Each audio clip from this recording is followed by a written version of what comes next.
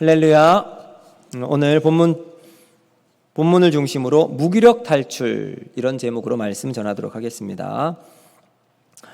여러분 수학 좋아하십니까? 무더위에 수학 이야기하니까 막 열이 푹푹 받는 것 같은데, 제가 재밌는 수학 문제를 한번 여러분께 알려드릴 테니까 답을 아시는 분은 한번 저에게 빠른 답을 알려주시면 감사하겠습니다. 제가 한번 문제를 읽어볼게요. 보세요. 아빠한테 500원을 빌리고 엄마한테 500원을 빌리고, 그러면 총 100원 빌린 거죠. 1000원으로 970원짜리 과자를 샀다. 그럼 거스름돈은 30원이 남습니다. 그래서 남은 30원으로 10원은 아빠, 10원은 엄마, 그리고 10원은 자기가 가진 겁니다. 그러면 엄마한테 490원씩 빚진 거죠. 그래서 490원 더하기 490원은 얼마입니까? 980원. 그리고 자기가 가진 10원을 더하니까 990원이에요. 10원은 어디 갔을까요? 정민아, 답이 뭐니? 너 이거 풀어야 된다, 이거. 자, 답이 뭘까요? 여러분, 그래서 제가 수학을 싫어합니다. 고등학교 때 수포자가 되어서 아무튼 수학은 뭔가 저랑 안 맞습니다. 그래서 수학 무기력증에 빠지게 되는데, 혹시 여러분 저 문제를 보시면서 이게 정답이다 하시는 분은 지금 말고 예배 후에 조용히 저를 찾아와 주시면 감사하겠습니다.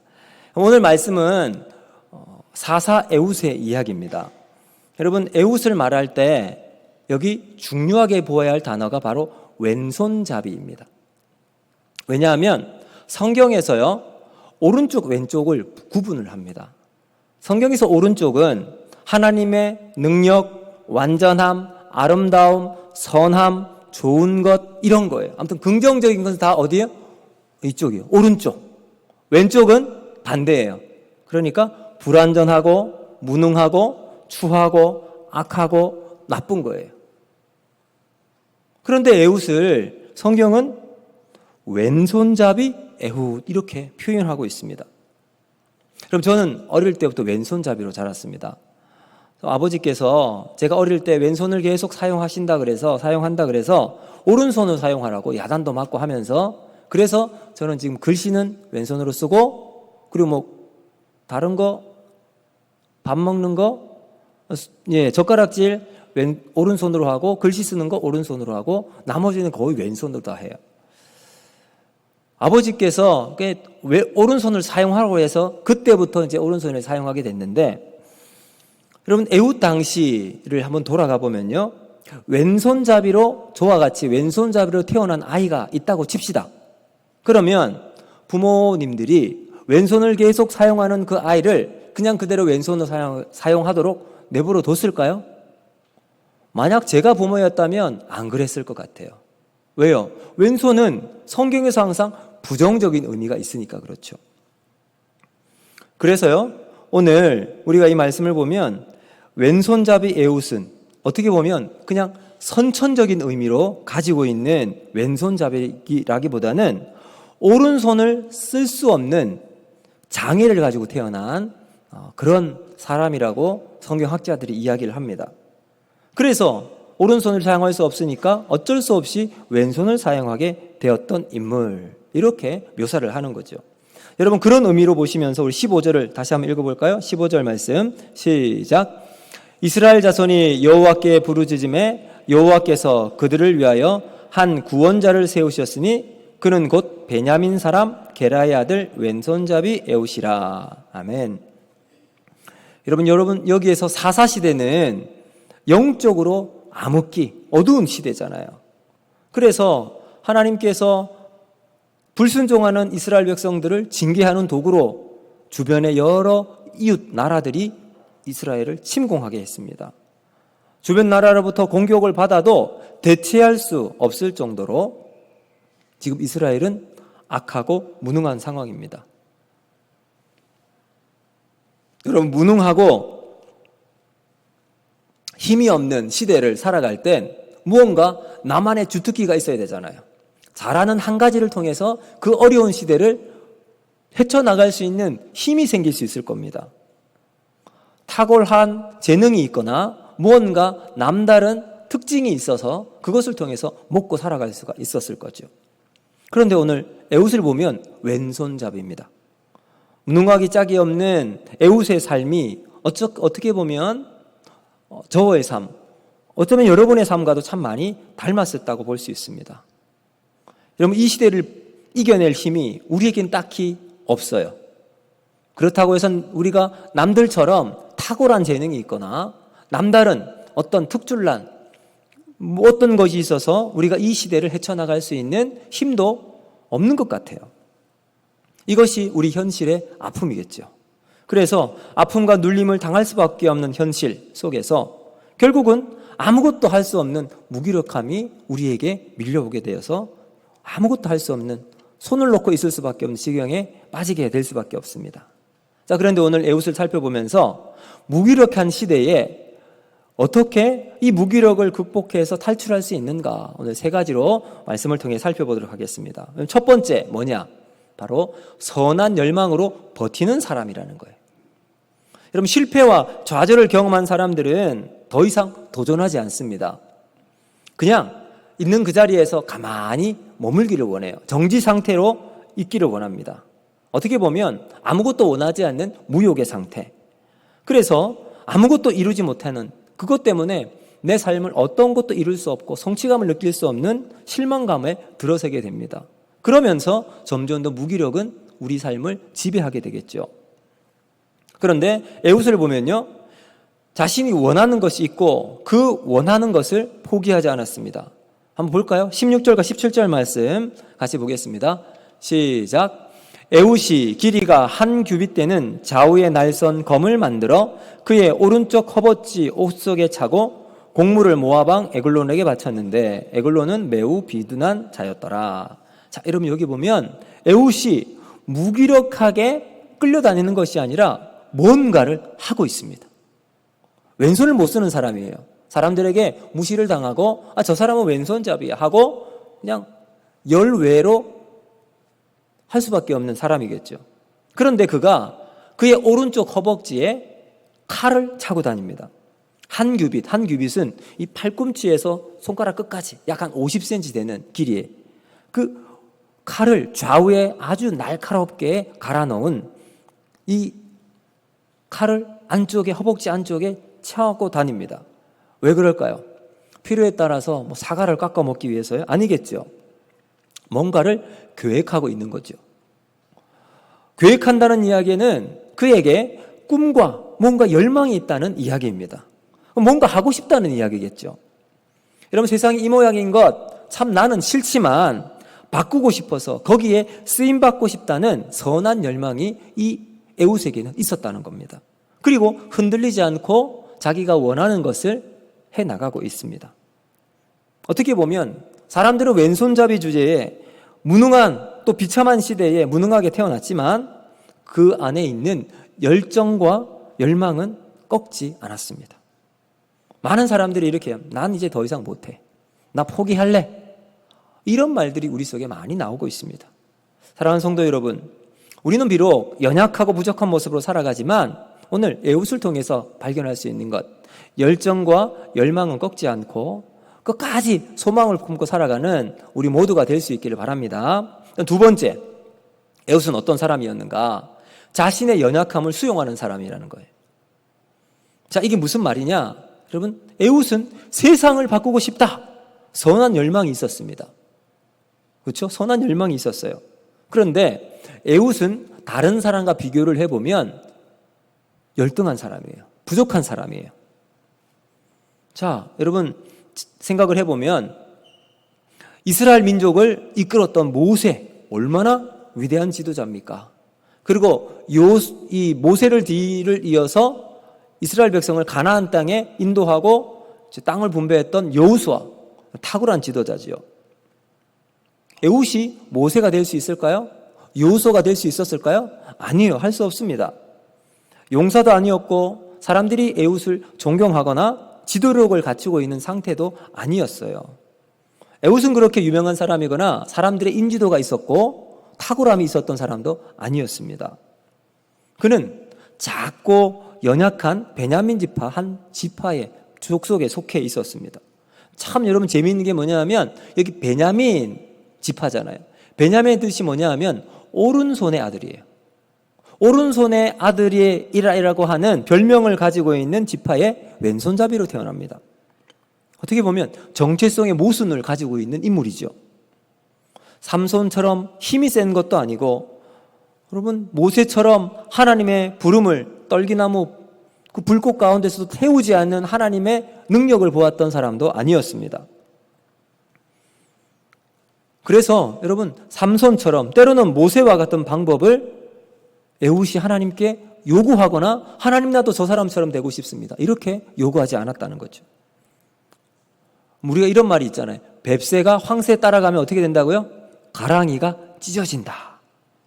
여러분 이런 부분에서 우리가 포기해야 합니다. 남이 하고 있는 것 하나님 나도 똑같이 하기를 원합니다. 다른 사람과 똑같은 방법을 요구하면서 하나님 나도 저 장로님처럼 돈을 주십시오. 하나님 저 권사님처럼 사람들에게 정말 팍팍 인심 쓰고 하고 할 수 있는 그런 능력을 주십시오. 때로는 저 집사님처럼 탁월한 사람들을 잘 융화시키는 유머도 주십시오. 여러분 에훗이 이런 걸 요구하지 않았어요. 여기서 뭘 했느냐? 자기가 할 수 없는 것을 받아들입니다. 하나님 난 그거 할 수 없습니다. 오른손 에훗에게 생겨날 수 없잖아요. 오른손이 불구임에도 불구하고 왼손밖에 쓸 수 없었지만 왼손 갖고서 자기가 할 수 있는 일을 찾아 나가는 것, 이것을 고민하기 시작합니다. 그것이 무엇이었을까요? 그럼 15절 하반부부터 16절을 같이 한번 읽어볼까요? 시작. 이스라엘 자손이 그를 통하여 모압 왕 에글론에게 공물을 바쳤을 때에 에훗이 길이가 한 규빗 되는 좌우에 날선 칼을 만들어 그의 오른쪽 허벅지 옷 속에 차고. 자, 여기 보면 에훗은 하나님께 하나님 나는 왼손밖에 없는데요, 그 왼손 고쳐주시고 오른손 고쳐주시고 이제 오른손도 내가 사용할 수 있도록 해주세요. 이렇게 하지 않습니다. 왼손잡이인데 이 왼손 때문에 장애인처럼 사람들이 나를 무시합니다. 사회에서 소외시키고 있습니다. 여러분 우리가 일제시대를 거치고 또 이스라엘 백성들이 로마 시대를 거치면서 이 지배층에 있는 사람들이 누구를 이용하냐면 그 시대의 약자들을 사용합니다. 무시당하고 때로는 이제 사람들에게 배척받는 사람들을 찾아내어서 무언가 그 사람들에게 임무를 맡겨요. 왜요? 사회에 불만을 가지고 있으면 당시 사회 지도층에 대해서 과감하게 비판을 할 수 있고, 여러분 이 지금 지배 세력인 일제나 또 로마에 적극적으로 협력할 수 있기 때문에 그러겠죠. 그래서 에훗이 여기서 맡은 일이 무엇이었냐면 이스라엘이 이제 다 공물을 다 맡습니다. 왜요? 이 모압에 바치기 위해서 각각 집마다 지파마다 다 공물을 모으면 그것을 가지고 운반해 가는 사람이 에훗입니다. 에훗이 그 역할을 맡은 거예요. 이런 모압 왕에게 그것을 바치는데 아무나 바치겠습니까? 모압에서 믿을 만한 사람이겠죠. 모압이 이 에훗을 선택한 이유는 왼손잡이였어요. 그는 불구였고 결핍과 부족함이 있는 사람. 하나님은 그를 모압의 신뢰를 얻도록 사용하십니다. 어떻게 보면 모압의 앞잡이처럼 내부 협력자로 그를 세웠습니다. 여러분 이 일을 통해서 에훗은 모압의 신뢰를 얻게 되고 그 신뢰를 바탕으로 이제 다음을 도모할 수 있게 만들었다는 거죠. 자, 여러분 우리가 여기까지 우리가 살펴보고 그 다음 세 번째 이 에훗은 어떤 인물이었는가 한번 보겠습니다.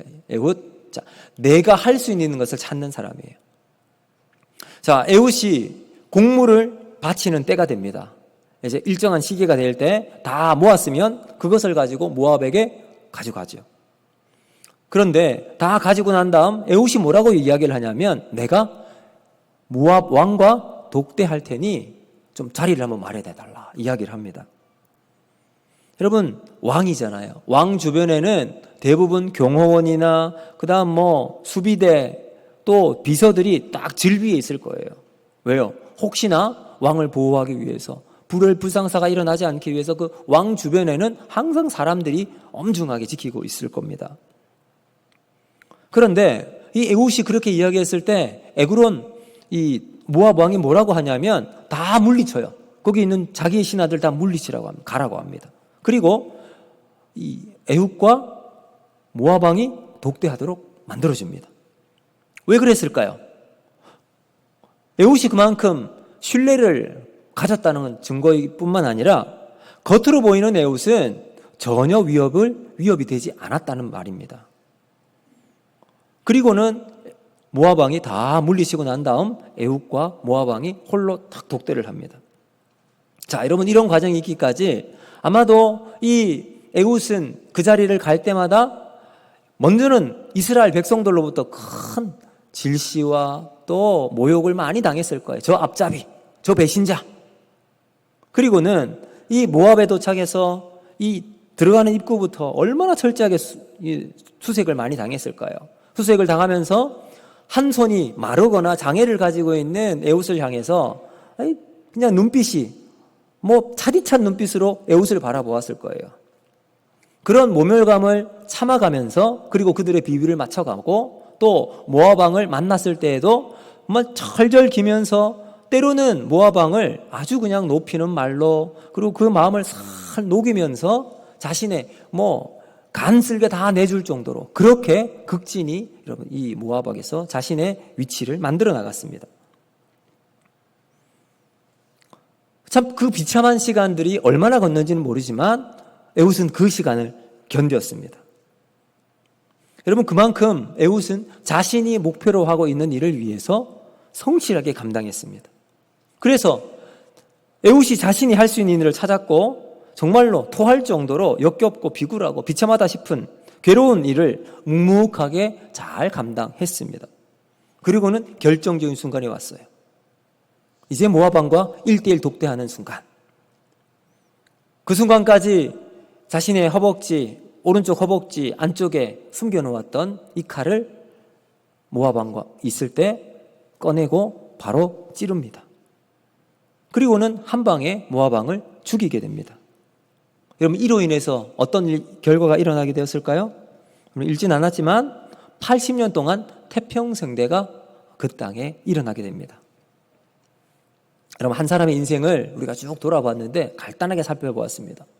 그럼 이 에훗의 삶을 돌아보니까 스스로 끝까지 하나님을 향한 열망을 잃지 않고 그리고 할 수 있는 일을 연약함을 인정하고 자기가 할 수 있는 일에 집중했어요. 오늘 우리가 이 에훗을 통해서 배워야 할 것, 제가 3가지로 말씀을 드렸죠. 선한 열망을 포기하지 맙시다. 그리고 자신의 연약함을 인정하고 할 수 있는 일에 집중하는 거예요. 우리가 세상을 살아가다 보면 누구나 무기력함을 다 만나게 됩니다. 때로는 내가 하는 일이 너무나도 지치고 더 이상 앞을 바라볼 수 없을 정도로 힘이 든 경우가 있습니다. 무기력은 누구에게나 찾아옵니다. 이 무기력함 속에서 실망과 좌절감이 우리를 휩쌀 때도 있을 거예요. 그런데 오늘 에훗의 믿음을 통해서 무기력을 탈출하고 믿음으로 다시 한번 도전하는 저와 여러분이 되기를 주님의 이름으로 축복합니다. 여러분, 이제 예배를 마치고 여러분은 삶의 현장에 돌아갈 것입니다. 이제 어떤 분들은 이제 아마 내일부터 휴가로 가시는 분들이 참 많을 것으로 생각이 드는데 이번 휴가를 통해서 여러분이 삶에 지치고 때로는 참 무기력 가운데 빠져 계셨던 분이 계시면 하나님과 함께 또 재충전의 기회가 되기를 바랍니다. 그러면서 더불어 오늘 에훗을 통해서 기억해야 될 것, 여러분, 하나님을 향한 선한 열망을 끝까지 가지고 포기하지 않고 붙잡고 있는 우리가 되어야 할 줄로 믿습니다.